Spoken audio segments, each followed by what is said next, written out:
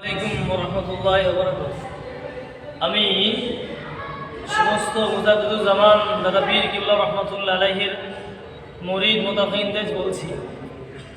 আজকে সোশ্যাল মিডিয়ায় যে বক্তার কথাটা ভাইরাল হচ্ছে, মুমতাজুল ইসলাম জানার নাম, তো তিনি আমার বয়সে অনেক বড়, আমি তাকে সম্মান করি, ভালোবাসি।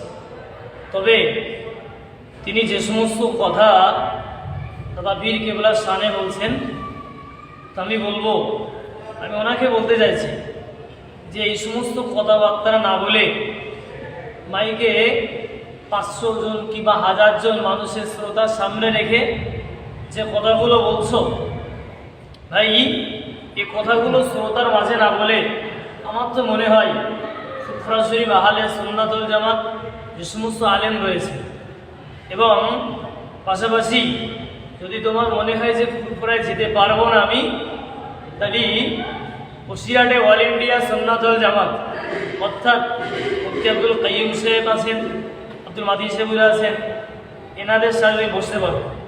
কিংবা না পারলে যদি মনে হয় না এনাদের সাথেও বসবো না, তাহলে অন্য কোনো আলেমদের সাথে বসতে পারো। তো এই সমস্ত কাজ তুমি বলো না, রসুলের শানে বেয়াদবি করছো, তুমি আমার দাদা পীরকে নিয়ে বলছো। আমি বলবো এগুলো বাদ দিয়ে পারলে এক জায়গায় বসে মিটে যাওয়াটা ভালো। ফালতু আমরা কেন নিজেরা ফিতনা ছড়াবো? আমি তোমাকে বলছি, বিশেষ করে আপনি এইগুলো একদম করবেন না। পারলে কেন আজকে তো আপনি যদি এইটা করেন, তো এটা করলে কি হবে, অন্য যারা মতবাদ রয়েছে পাশে হিন্দু বলে এরা ঠাট্টা করবে, নবীন নুন না মাটি, এ নিয়ে সাধারণ মানুষ কিন্তু প্রেশার হয়ে যাচ্ছে।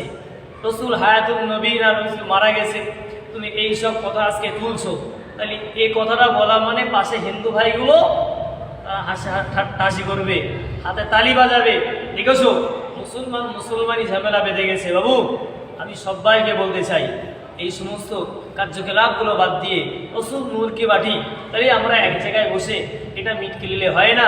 আজকে তুমি যেগুলো বলছো এগুলো অবিলম্বে কথাগুলো বন্ধ করো, না তো কিন্তু বলতে বলতে এমন কথা বলছো যে রসুল্লাহ কোনো জায়গা খুঁজে পেল না, তিনি ফুরফুরা এসেছেন।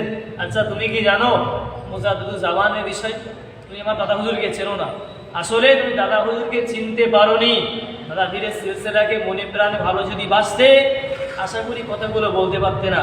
তো আমার কাছে বলার বিষয় এটাই, আমি সমস্ত আহলে সুন্নাত ওয়াল জামাত যুবকদেরকে বলছি, এবং অল ইন্ডিয়া সুন্নাত ওয়াল জামাত সংগঠন করে যারা করেন উভয়কে বলছি, ওই ভণ্ড বক্তার পিছনে কোনো কমেন্ট করার দরকার নেই, ওর ভিডিও শেয়ার করার দরকার নেই, কেননা উনি সম্পূর্ণ ফিতনা লাগাচ্ছে। আমি বলবো পারলে তোমরা ওনাকে এক জায়গায় ডাকো, ডেকে একটা মিটার ব্যবস্থা করো, কারণ এটা আমাদের নিজেরই ভুল হচ্ছে। আমাদের এই সমস্ত তার ভিডিওগুলো শেয়ার করবে না, তাকে বেশি কমেন্ট করার দরকার নেই, সে বলছে বলুক, আলেম ওলামাদের সাথে বসে মিটে যাওয়াটা এটা আমি মনে করি এটা।